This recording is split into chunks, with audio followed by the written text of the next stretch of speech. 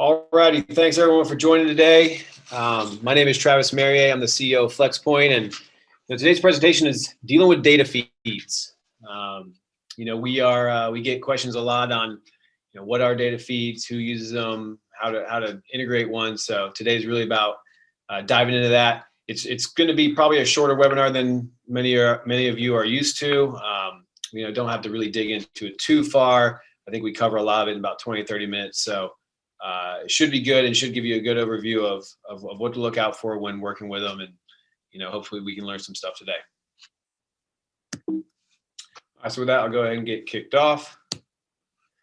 So today, like I mentioned, we're going to really kick it off with what are they? We had one person respond to us and say, hey, I'd love to join, but I'd love to know what they are. So we'll definitely start there. Who uses them and then why? Great place to start. We'll give an example of a data feed. Then we'll dive into how to provide a data feed, right? How to actually provide one to a marketplace or your resellers, and the common pitfalls that kind of come with that. And then how to integrate, right? You've been provided one from one of your suppliers, you're a reseller. How do you actually integrate that data feed and things to consider? And we'll wrap up with a live Q&A. So if you do have any questions, you feel free to put them in during the presentation. Happy to address them as we go. But most of them I'll probably wait till the end, but it'll be good to kind of get them in, and I can kind of knock them out from there. Just had a quick question come through. Yeah, I will be providing the copy of this recording. Everyone that signed up is going to get a recording sent to them. So it'll be in your inbox and on YouTube after probably by tomorrow. All right. So who uses data feeds and why? So really, if you've attended any of my webinars, I like to kind of diagram things out and show where people fit in the workflow of the e-commerce world. But really, the three places you're going to see data feeds used are from a supplier, right? A supplier providing a data feed to their dropship resellers, right? A supplier is what we consider anyone that warehouses and holds inventory, that has the product on hand, that is ready to ship product out, right? A supplier of products.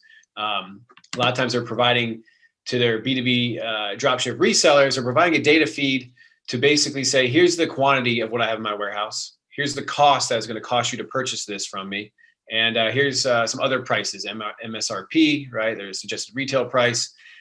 Here's the MAP price, the minimum advertising price, minimum allowed price, whatever you might go by. And basically just providing them a look into their warehouse without actually having to connect. It's more of an external kind of view and a way to consume, the products that they have in their warehouse. And we'll dig into why that matters so much. And then secondly, the B2C side of things. So the supplier of products, I have a bunch of t-shirts in my warehouse. I want to not only sell them to my B2B resellers, but I also want to sell them direct to the consumer, and I want to put them up on a marketplace, or I want to put them up on an ad platform like Amazon and Walmart and Facebook and anywhere else. And these are typically the same reason applies here. They want to provide proper quantities, costs, well, not really costs in this way, but maybe prices, right? List price. And the big thing here too is product data, getting the data to these companies. They want to be able to list them, like you see the example here, these t-shirts. You want to be able to list them efficiently up on these marketplaces and ad platforms without having to manually upload images and so a feed really helps you syndicate that product data, as well as keep the pricing and the quantities in sync. So main reason is really that it's the supplier providing to a reseller. There is one more link in the chain. You can essentially, a dropship reseller could now list, down to a marketplace as well. They could be that middleman. We definitely see that, but for the purpose of this webinar, this is the main entities we'll be talking about. And then lastly, real quick before I move on, inventory feed. We like to differentiate inventory versus product data. Inventory is really what we consider quantity, costs, and prices, things that change fairly often. And then product data feed can encompass the inventory, can encompass those 3 or 4 different cost, quantities, and prices that might be in the feed. But it's really about the images, the titles, the descriptions. That's what we refer to as product data, and is not typically updated as much as you might need to update the quantity, as an example. So you might wonder, okay, well, that's great. I want to sell on those platforms. I want to sell to my B2B resellers, whatever it might be. How do I go about, generating a data feed? Where does it come from? How do I get started here? So really with a data feed, it's about taking what you have in your internal software, your internal database. A lot of times you're managing product inventory and product data via a platform. A lot of times that platform could just be very simply your e-commerce store. It could be your Shopify store, WooCommerce store, BigCommerce, Magento. That could be your entire, if you're a small brand or a small retailer, you could just have that, and that could be running your whole business off of that. Maybe add some QuickBooks for accounting, whatever it might be, but you could just be managing all of your product catalog in one e-commerce store. In that case, you can just pull the product data out of there. If you're keeping live inventory up to date, you can pull the inventory out of there and basically generate a feed directly from your e-commerce store. Sometimes people are, maybe not keeping all the product data, or their inventory might not be up to date or true in their e-commerce store. It might be in their warehouse management system. In that case, you can pull from there as well. SKU Vault, Ship Hero. It's really just about where you're keeping accurate inventory, accurate costs. Where's the source of truth, right? And then you're basically pulling from wherever you feel, that accurate quantity can be syndicated, that good product data can be syndicated across to these channels that you're trying to push the feed to. So as you can see here, you can kind of daisy chain it too, right? If SKU Vault is connected to your Shopify store, and then Shopify store, if those are two in sync, then it's a lot easier to find a plugin or a feed generator, as we refer to here, that connects to Shopify versus maybe, let's say, NetSuite or Ship Hero or SKU Vault, right? So maybe they're both in sync there, and you kind of daisy chain it from here and pull the data out. And so really what you're trying to do is, to provide this data, Google and Facebook and, these B2C marketplaces and ad platforms, they don't have access to your Shopify store. You're trying to get it into a format that they're familiar with, that they have access to. The same thing with the resellers. You're not going to give them access to, log into your Shopify store. You're trying to get it into a format. And that's really where the feed generators come into play. So FlexPoint, obviously our platform, it helps, it'll connect directly into your store. It'll generate a feed. It'll allow you to generate multiple different types of feeds. We really play well in the B2B dropship reseller space. And there's a lot of other things that go into that versus just providing a feed, right? How do you get orders back from your resellers? How do you get tracking back to them? We're not going to get into that today. Today's really just about inventory and product data feeds. But that's really where we kind of shine, is in that B2B reseller. The B2C side, and I'll talk more about it in the next slide, but GoDataFeed and Feednomics, just another example of generators. You can search as well. You can search Shopify feed generator or WooCommerce product feed, export or generator, right? You can do that. Just insert your platform name, your online store name, and just type that in. You'll find a lot of times free, maybe even $25, maybe $99 at the most for just a simple generator of a feed. There's obviously reasons why you might want to go to a more sophisticated one like ourselves, and generating feeds is just one of the many things that we do and these other companies do. So something to think about and consider as you look around. And so really what we're doing, what a feed generator is, or the generation of feed is we're taking that product data that's in that platform of yours. We're making it public by, well, we're getting into a format that people are used to consuming. So a CSV file, comma separated values file, very common for companies to know how to work with. It's essentially a spreadsheet, right? Every time, if you ever received a CSV and you try to open it with Excel, it basically opens up as an Excel doc, right? It's essentially a spreadsheet, but it's in a format that is universal. That's open to just about anyone you work with. So it's the most common one we see. A form of a CSV, essentially a text file is just even more of a generic type file, right? It can be separated by any kind of delimiter, but you'll see text files. XML is a little bit more sophisticated. It's more of a structured file that is, you can still open it in a notepad application. It gets a little more sophisticated when it comes to integrating and sending the data, but it's another very common feed file format you'll see. We see spreadsheets like actual Microsoft Excel and Google Sheets.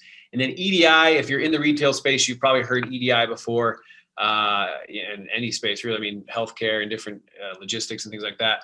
But EDI is basically, it was built to replace the fax machine. It's basically just a structured format of a file that is, agreed upon among parties. I'm not going to get into EDI too much there, but just know it's little bit more of a complex way of putting together a file, data in a file. And so that's typically, we get into a way that our partners are, whether it's a marketplace or a reseller, can read that file.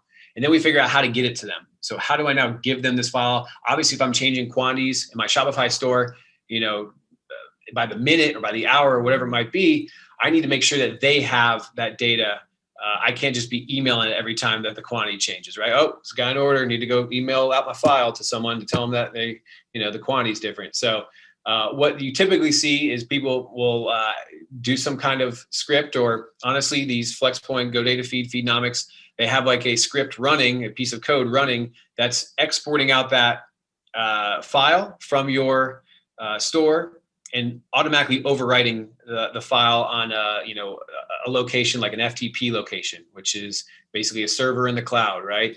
HTTP link is familiar. If you put something on Dropbox and I share a link to that file, an HTTP link is basically that. So it's basically a live file now. That's why they call it a feed. You think about a feed as like syndicating it. It's like a stream of data. That means that anytime you download that file, it's going to have the most up-to-date data. And platforms like this here in the middle, feed generators, that's what they're doing. That's what these arrows are all about. It's really a one-way arrow in this scenario, but it's basically updating and overwriting that data constantly. And that's why they kind of call it a feed. So lastly, the other thing is maybe a little bit less sophisticated way of doing this. You can also, instead of putting it and just overwriting the file via a link or on an FTP location, you can just email out the file. Some suppliers and some product data owners will do this, where it's like whenever it does change, an email gets sent. Or maybe they just send it out daily or hourly, and that's just how they do things. And so you can expect an email with a new file. Not the best way of doing things. It's a little bit archaic in this day and age, but 10 years ago, it was amazing to be able to automatically send out an email each time for an SMB to get live inventory quantities, right? And then there's EDI again there, right? So just connecting via what's called a value-added network. But yeah, so basically what the end result is, and I'll show you the next slide, is you're just getting a file and you're getting one that is reliably up to date and with accurate inventory, costs, quantity, and product data that may change at any given time, and you're supplying it to a third party. And so to kind of bring that home, because that might not, you still might be kind of thinking a little hazy on what that actually looks like. It's a spreadsheet, right? And you can get really sophisticated with, like I said, EDI type implementations, or essentially a lot of times you can pull this data from an API.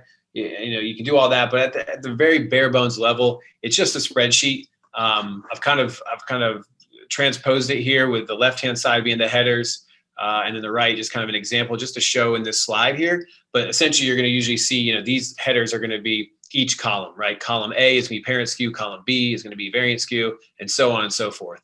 So, and this is just one row in a spreadsheet, and then there would be multiple rows below it, right? SKU 1, 2, 3, then be SKU 4, 5, 6 below that, and so on and so forth. So that's basically what you would see if you're asking for a product data feed from your supplier, or if a reseller is asking you to provide a product data feed to them.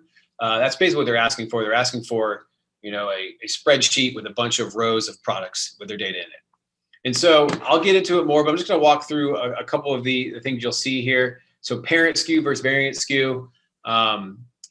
Basically the idea that there's a parent product like a t-shirt, and that t-shirt can have a red and a large and a small and a green and all these different kind of variations of that t-shirt. So,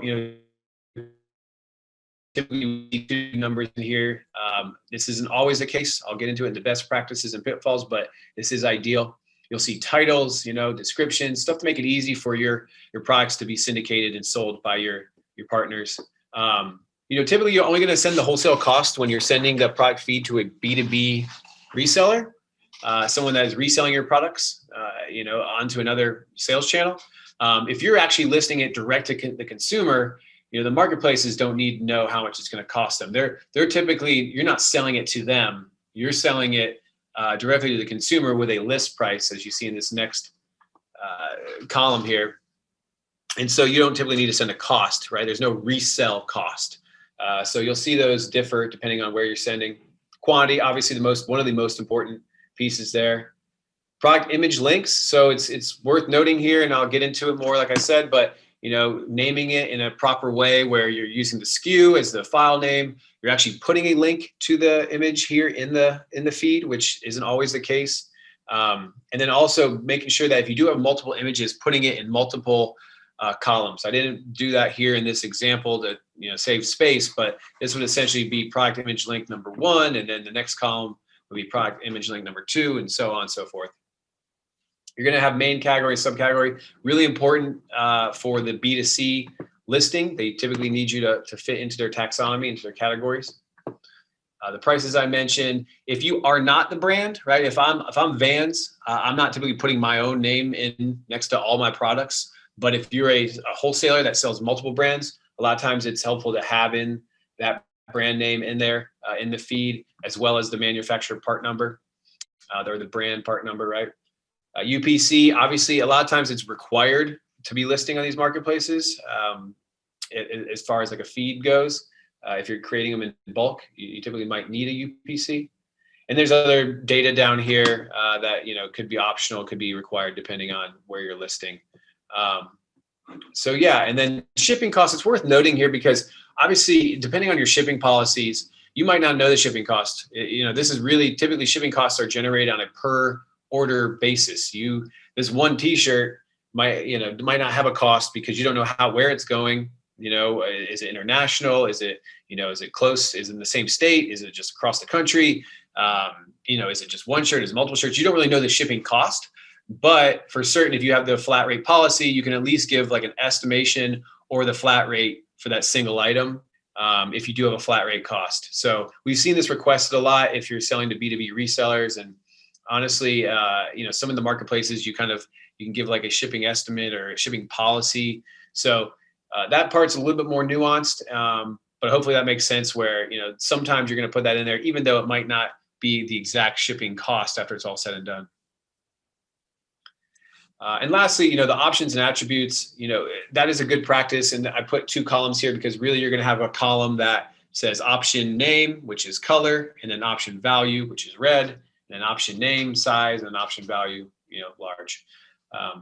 So if anyone wants one, everyone's going to have my email. I can send you a generic kind of sample CSV in case you're interested. Just feel free to email me after the webinar. So I talked a little bit about this already, but the B2B versus B2C, like what are the big differences and when you're providing this? And, most people we talk to today, like I said, I'm using the supplier as the main persona here of who's providing the feed, but, dropship resellers can as well when they act as a middleman. But, let's just use the supplier in this instance. If you're providing a product data feed to your dropship resellers, people that are reselling your products to consumers, your work is done after you provide the CSV. It's up to them now to figure out how to get the products up on their website, to sell it on a marketplace, whatever it might be. They have to figure that part out later, right? So this is traditionally a little bit easier to do and just get up and running. Then the dropship reseller receives this file, right? It looks something like this in spreadsheet format. They receive that file. Then it's up to them on like, okay, how do I get that file into my e-commerce store? Right? Let's just say that's the case. They're selling it on Shopify now. That's really, quick shameless plug here, but that's where Inventory Source and FlexPoint come in. Our two companies that kind of help with that, right? FlexPoint, like I said earlier, not only helps with generating the feed, but also would help your resellers with connecting in from a feed that's provided to them into their own store. So that's where that happens. Otherwise, you've got more savvy resellers. They can figure out how to script it. They can figure out how to manually upload and do it via a VA or whatever it might be, a virtual assistant, right? If quantity's not changing too much or whatever it is. So that's something worth noting. Your kind of work is done sending it to a B2B side of things. It's a little bit different with B2C. B2C, these are tech companies. These are ad platforms and they're marketplaces that, they almost have leverage in the scenario. You want to sell your products here. They want to make it easy for you to some extent, but at the same time, if you want to do it in bulk, you have to kind of fit their rules, and they want to provide a great experience to their customers. When I go search Amazon or, Walmart or Facebook, whatever it might be, I don't want to look at your data that especially if you're reselling products, so you call it t-shirts and you call it apparel and they call it clothing. And I've got this whole structure of different, categories. I got to figure out where everything's located. They want one nice structured taxonomy of categories that you have to adhere to. So that's just giving the top level here as an example. You might have in your feed, just go back real quick. You call it apparel, right? That's your main category in the spreadsheet that you received or that you've generated. And so from there, they don't care if you call it apparel. You need to call it clothing in the category one. So you're going to be mapping up to their taxonomy. And so there's in the back end of all of these, they have the ability to basically receive a feed, and you would go and you'd enter in essentially that HTTP link of where your feed's located, like we saw earlier, that you can generate with a feed generator. And then there, you're going to need to match those categories. I mean, a lot of times that's where go to data feed, that's where Feednomics comes into play. They'll help you kind of do that. Sometimes they have some smart logic to help you automatically do that. I would definitely say that they are, some of the leaders in that space when it comes to doing that automatically for you. The other thing to think about too is on different platforms, this is just one platform. One calls it clothing. That might be Google, but then on Facebook, it calls it apparel and clothing or apparel and accessories or whatever it might be. So you have to do this each time for each marketplace that you're selling on. So definitely an effort here, but it's you're trying to sell your products, and it's the steps you need to take. Attributes as well. This is where it gets even a little more difficult, because if you think about categories, every product has a main category and a subcategory. But that makes it really easy that all your products fit into these categories. I just do that once, and then boom, I've got my products up on that platform, and I got to do it again for the next platform. But attributes are a little bit different, where t-shirts might have like a requirement of size, right? That might be an option or an attribute that you need to put in. And you might just have a one size fits all for something, for some kind of a piece of apparel. And so you don't have a size in there in your feed. And so when you go load it, you're going to get this error message that says, I can't list your product because it doesn't have a size. And we've noted that it's in the clothing category, right? So you then now have to look at each category and determine what is the attributes that's required for that category. And then the next category of, let's just say, kitchenware, let's say like grocery, and it's like, okay, well, I listed a protein bar, and because it's in the protein bar subcategory, it needs to have, is it vegan or GMO free or whatever it might be, something that's completely different that would not apply to a t-shirt. So there's a little bit more granular kind of management that goes into that, especially if you've got a large feed of tens of thousands of products or even 1,000 products plus. It's going to be kind of tough to manage. So once again, B2C gets a little bit tougher. Same thing. And say you got all that dialed in, attributes, categories, whatever, you then need to check and determine on each one of these platforms, are my data fields, like long description I've got, is that over 120 characters? And maybe on Google, that's fine, but on Walmart, it's not. And so you're going to get an error trying to listing to Walmart. Same thing with images. Is the resolution too low? Is the image in a rectangle shape, and then it's required on Facebook to be in a square shape, and so they cut it automatically, or maybe they don't let you list it at all. So as you can see here, you're fitting to the marketplace that you're listing on more. So in the B2C side, or B2B, it's like, here you go, you figure out all the hard stuff. And that's why today we still see suppliers who don't sell B2C and strictly sell B2B, because they don't want to be good at this. They don't want to have to manage all that. They allow their resellers to figure that out and to handle that, because this is always changing too. Sure, you can get it set up once for one marketplace, go do the next one. But we just saw Walmart change the way that they accept shipping costs, right, on listings. So it's always changing. It's a moving target for sure. So when it comes to providing the B2B, I'm going to focus on the B2B side here now, because obviously, as we just said in the B2C, it varies on marketplace, and it's probably worth a whole nother webinar on that. But focusing on the B2B portion, this top reseller portion here, what are the best practices that we see when it comes to providing a feed, right? And I see a couple of people in here from FlexPoint, some coworkers here. And if you guys can think of any that I didn't put in here, I'd love to see them in the chat, and I'll hit them at the end in case I miss any. So I'd love to see those if anyone has any ideas. But the first one is providing variants and a parent-child SKU logical naming convention, right? So providing variants, parent-child SKUs with a logical naming convention. So what that means is, and I'll go back to my example, you have a t-shirt that has multiple variations of that t-shirt. You've got different sizes and colors, and that can exponentially expand depending on all the combinations of size and colors that you might have. So if you think about it, you really do need a way to logically determine if this large red shirt should go up and kind of hierarchically list underneath a product listing of that same t-shirt that will give you options of the green large shirt. If you want that structure, that parent-child kind of hierarchy, you need to kind of provide it in a way that makes sense and that can be interpreted by platforms as well as even human readable ideally. So that this right here, if you read this, you can see that it's probably the same exact product. It's just a variation of it because it's got the same kind of prefix of the SKU, the parent SKU. It starts with a dash. You can kind of determine it's like the L is for the size, large, dash red for the color. So that's a good structure. We see a lot of times where the parent SKU isn't even provided at all. And so you can still, if the parent SKU is not provided, but still in a good structure, you can sometimes assume and deduce what the actual parent SKU should be. Makes it a little bit tougher, causes more issues, right? You're going to get more requests and questions from your resellers, but it's at least one step in the right direction. The best practice is to actually provide 2 columns, one parent SKU, one variant SKU, and have it in a nice structure. So that's definitely worth noting, and we definitely see that some do it better than others. Large distributors that we work with don't do it.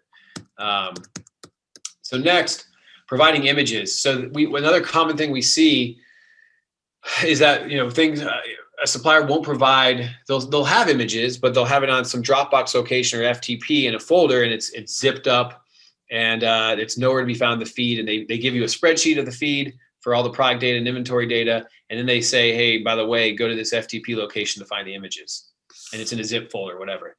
So obviously, there's reasons why you want to zip up images. They're large, right? You want to save space, things like that. But if possible, put them up on Dropbox, and get the unlimited plan or the high plan, whatever it is, and put them in an unzipped folder and name them by the variant SKU, right? That SKU 123-L-red, the very lowest level.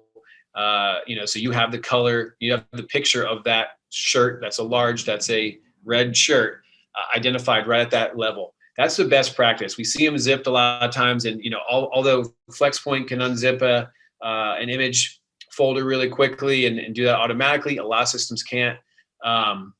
The other thing is, once again, good naming conventions here. If you've got multiple images, put them in separate columns in the feed and give them just a simple -1, -2, -3 on the end of the naming of them, right? So when you name the image, the actual file name that's on Dropbox, name them the SKU, and then end it with a -1 or -2 or whatever it might be.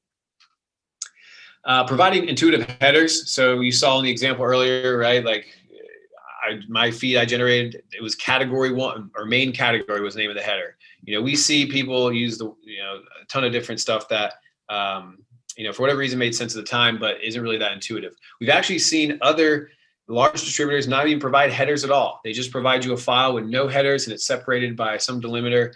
There's technical reasons why that made sense at the time, but ultimately not updating it and providing it was frankly lazy in a lot of cases. Nowadays you should be able to account for, from a technical standpoint, to get the headers in, and so people can see the headers and read them. If you don't have headers, it makes things really difficult to understand what's going on and download them. You have to reference the doc or whatever it might be. For large catalogs, we're talking about integrating, right? Whether it's through a system, a generator, or a system to connect to the feed.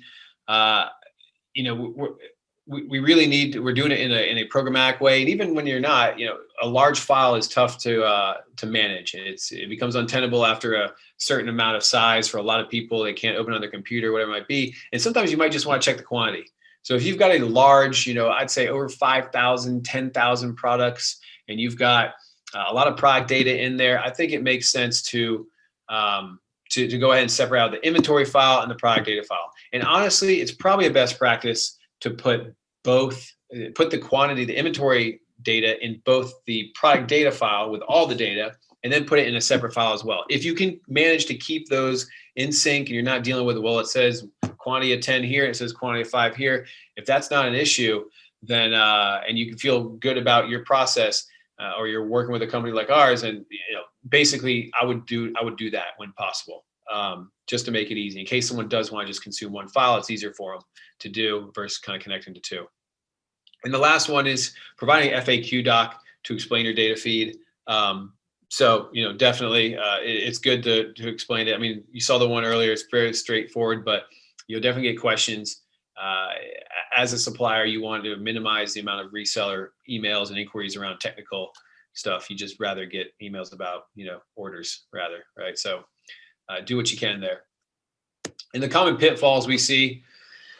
So the first one, people are used to Excel, they're used to Google Sheets, they want to use them. I get it. We use, both all the time here at FlexPoint, but it is good to keep it in a universal format. The formatting that happens and renders in these programs can mess up the data. One of the most common ones are UPCs. The leading zeros can disappear, basically out of the data file. So they can, as you take it from a CSV to an Excel file and back to a CSV or whatever you're doing with it, that can cause issues there. So something to think about. Try to keep that like a CSV file if possible. Try to avoid Microsoft or Google specific formats. Also, you've seen scientific notation where you have a long number. A lot of times it turns into that, E plus 11. If you've ever seen that, that's, it can be, it can cause confusion. I've also seen spreading data out across multiple tabs. Obviously, once again, you're using Google or Microsoft here in most cases. So if you do that, that's really tough to kind of integrate with. FlexPoint does have the ability to like pick out a specific tab and integrate each one of those tabs. But that was something we had to build. That was not easy. That was not out of the gate, out of the box kind of functionality. So something to think about. And then not using HTML description. So if you just put a description into a field, it's going to come through, but it's just going to come through as one long stream of text. And for most supplier or for most resellers and for most marketplaces, that's just not going to be doable. You're going to want those attributes, different points about why the product is great and bullets. You're going to want bold. You're going to want HTML type rich content. So putting it in HTML is definitely a best practice. And if not doing it is really a common pitfall we see. So that was all about generating a feed, being the supplier, pushing a feed out to a reseller to consume, right? And like I said, this is, if you do those things, it will put your reseller into a good place to work with your feed. And then your work is done. You don't have to worry about, integrating to a marketplace, whatever it might be. But now let's talk about from the dropship reseller perspective. So you've received a feed now, right? There's two main areas that you have to now tackle. You've received a feed that we just got done talking about supplier generating. And so there's some best practices there and how to work with your supplier on that. And then two, now you have to get it up to the e-commerce store. So I'm a dropship reseller in this slide in the next two, and I'm trying to figure out both of these and make sure I'm taking the right steps to make sure that I'm not going back and forth and spending a lot of time here. So let me start on the left-hand side and dive in on what to do here.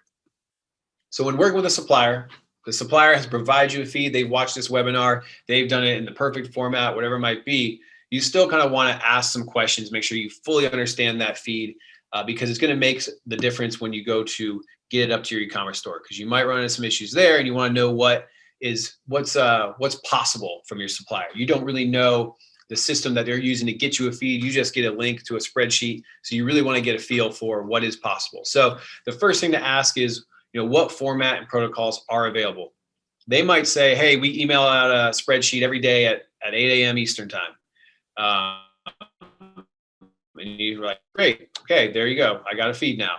But they didn't tell you, well, we also have it located on Dropbox and that's updated hourly, right? Or we have an API you can connect to that's live, that is real time.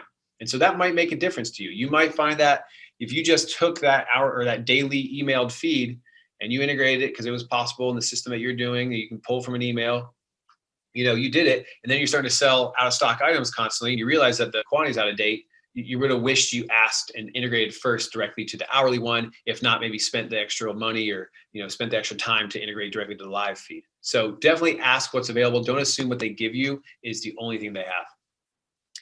And then, they might not even tell you how often it's updated, right? They might, let's take the other example of, they didn't tell you about an email every 8 a.m. or whatever. They just said, here's a link to the file. And that's all they say. So you want to know, like, how often is this actually updated? What can I expect from an inventory perspective? Like, how often do the quantities change on this file? Because you're not going to know, because it's just constantly getting overwritten. How often do the costs change, right? Because I'll talk more on the right-hand side. That's going to make a big difference on what software you choose, right? Should you be updating costs? Do you need sophisticated rules to factor in the cost when you're pricing your items? You don't want to lose money if they just bump the cost up, 50% on you. That's going to factor in how you list those products. And then, like, how often do you get new products? Because all these are probably going to be on different cadences. What I see is inventory, depending on, how much it matters and who you're working with, it can be updated anywhere from every 5 minutes to every hour or twice a day, right? As often as that, right? 5 minutes to maybe every, say, 8 hours, or then once a day. That's the range. Costs, it's really rare, but I see people, I've seen some that update costs like throughout the day, which is rare, but I have seen it. It's more often that you'll see costs change monthly or quarterly, and they'll show up in the feed and there'll be different costs. Monthly and quarterly is probably the most common. And then products are, once again, they kind of are usually in lockstep with costs a lot of times, but new products can constantly be showing up, I should say, actually, but they are on a cadence of monthly or quarterly more often. So just something to think about and differentiate between those 3 different data points. And then also, so with that, they might tell you that, and honestly, there's a lot of the larger distributors out there might say, yeah, this is how it works with this file, but for the, our API, which just has inventory quantity data, that's actually updated in real time. And then, the product data we send in a file on Dropbox, that's updated every day or every month or whatever it might be. So ask about, once you determine the different protocols, see what's different as far as how often it syncs. Sometimes they differ greatly. And then also, once again, don't assume what they gave you was everything. Is all the data here? A lot of times they'll give you data where your cost is not there because that's managed separately. So they'll say, here's the file with the quantity and the product data, but then your cost comes in a different file, right? So something definitely to account for. And lastly is, do you have any integration partners? So this might be really simple. You might be using a platform like ours and they gave you a feed that checks all the boxes and it doesn't really matter. But it's probably good to know either way.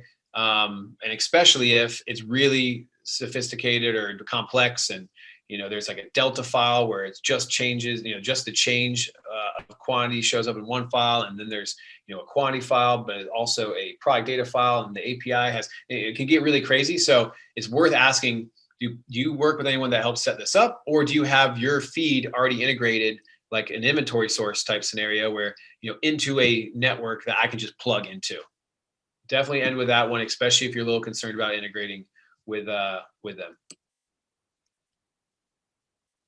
So all of these questions are really setting you up, and try to get them out as you can with a supplier. Get them up front, in one email chain, whatever, and then take them and use them to help make better decisions on how you connect to your e-commerce store. And so things to consider when you're looking to sync with your e-commerce store, right? You've got a supplier that constantly is changing costs or constantly is changing quantity, and you need to make sure that you're not overselling their items. And maybe they're always loading up new products, right? That was why you asked that there. How do you plan on managing that going forward? What is your business strategy? Are you just going to load 5 of their products and sell that?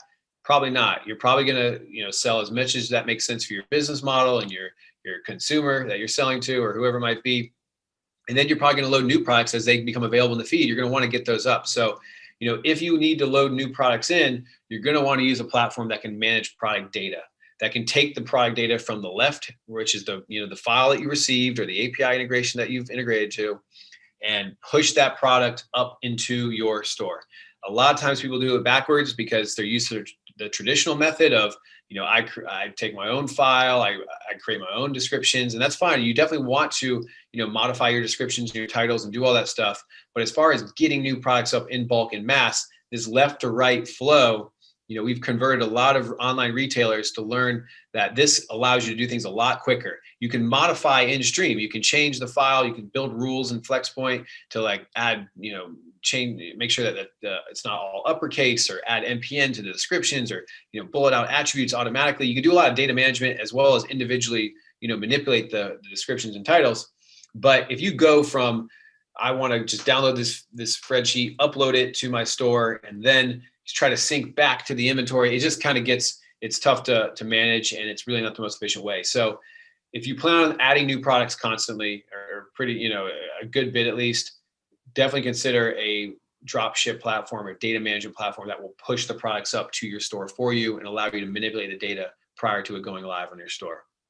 Definitely want to consider that. Secondly, how often do you need to sync inventory? If it's someone that is constantly going through SKUs and they keep low quantities and you need to sync really quickly, right? Look at and ask your partner and your software provider that you're considering, how quickly can you sync?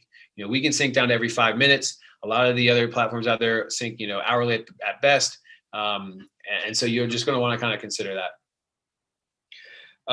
Do their products overlap with other suppliers in your warehouse? So this is one where you may be working with a supplier that you already buy from in wholesale. You buy from them, pallets every quarter, every month, and you store in your own warehouse, and you've got your own inventory, and you already got product data up on your store selling, let's say Camelback, water jugs, water bottles.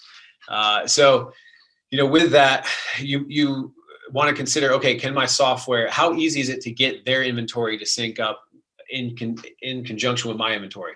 Right? Will my platform make it easy to say, I've got, 15 Camelback water bottles in my own warehouse, and now I want to do overflow into Camelback, who's going to, drop ship for me.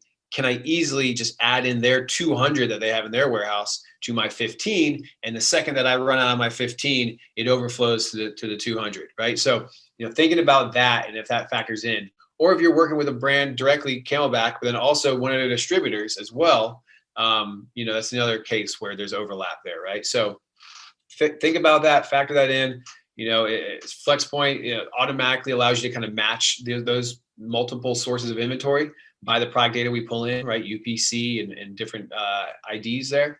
If you need to go do that manually for each one of your products, it might work if you only have some overlap. If you have a ton of overlap, you definitely want to look into an automation platform that does that automatically based on UPC or whatever it might be. Managing variant structures, so multiple images, and custom fields, right? So once again, it's all about the product data. It's about loading new products. Do you have products that are in a variant structure? Some don't. Some have very flat structured. There's only one water bottle. Everything else is a separate type of water bottle. There's no kind of parent-child structure. Maybe that's the case for your catalog. Maybe there's not a lot of multiple images, but definitely think about, how do I manage product data and get it up to my platform? And how do I make it so that I can manage things a little bit easier as well, just in my own management system. So think about that as evaluating what you're using. And then how complex is the integration? So, if it's file-based, a lot of the software out there, like ours and others, they'll automatically be able to just pull in a file by just using your own kind of user interface to say, here's where the file is located, here's the headers, and we map it in, and you as a user can just go in and map all that in and sync it. However, if you're working with someone that says, yeah, my product data is like that, and here's the file, but then if you want real-time inventory, you got to connect to my API. So when you're considering how to sync with your store, if you need that real-time inventory, you should be considering working with a partner that can build that API integration for you, or that EDI integration for you. And that can do more than just give you a platform that's, what you see is what you get type user interface to help you connect, but can actually have that professional services team and that, almost act as your tech team, your developer resources, build those for you as well. Your first supplier might be easy, but if you anticipate your other ones needing that, definitely something to consider. All right. Well, it wasn't 30 minutes, 45. So, I really do think I got, as basically said, exhausted my knowledge of data feeds and maybe all the things that to look out for. So, hopefully that was helpful for anyone. We'll definitely be, I saw this come through as well. Another one asking for the recording. We will be recording this. If you do have any questions, like I said, if you want to see an example data file, send me an email. My email's down there. If you just want to learn more about FlexPoint in general, go ahead. You can see a demo. There's tons of product videos on our website. Looks like we do have another question coming in. 1 second. So I use Miva. How do I generate a feed? So Miva is actually one we're familiar with. Miva is is more of an enterprise, from what I would describe it as a sales channel, e-commerce website platform, right? So if you're using Miva as like the place that you manage your product inventory and data, you would basically, once again, you could do that search where you just type Miva product feed generator and see what pops up, see if there's stuff in their marketplace. I know they have an app marketplace. That's one option. You could, FlexPoint, we could integrate to you as well. And then obviously then you've got the platform, the FlexPoint platform to generate any kind of feed that you want. That would be another option. It really just comes down to what your strategy is. Is it B2B, B2C, all that, and what you would need, right? And so, Miva is not as popular as a platform because it is a little bit more expensive. And like I said, enterprise-ish. So, it might be tougher to find. You might have to have someone build it like us or someone else, but definitely look and see if you can find anything pre-built. We got one more. How do I get a data feed from my supplier? So this is a really good question. If you think about it, like you're not really sure, right? So the first thing is you just got to ask. You have to ask them, do you provide product data feeds, right? And see if they even understand what that means. If they don't, right, we've got some resources on our YouTube channel. They're out there today. They'll be up there soon. On like how to kind of have that conversation with your supplier. Here's what a product data feed is. I mean, you can share them this webinar and just maybe skip to a certain time. But if they know what it is, they'll just provide it to you. They'll say, here it is. Here's what it is. And that's where you go back to asking those questions about, okay, is this the only way you give it? How often is it updated? That kind of stuff. So basically say, for some context, put it in a way of, hey, I'd love to sync with your inventory so I can, keep my website up to date, as well as load new products efficiently. Do you provide a product data feed in a file that I can easily upload to my website? That's probably good enough. You write that in the email, they will probably understand what that means. All righty. Any other questions? Awesome. Well, I know it's not the sexiest topic, data feeds, but hopefully, we've got a pretty good turnout, I guess, for the topic. And I really appreciate you guys sticking through it. And hopefully you learned something today. So thanks again. And like I said, you'll see the recording out in your inbox as well as on YouTube. Have a great one.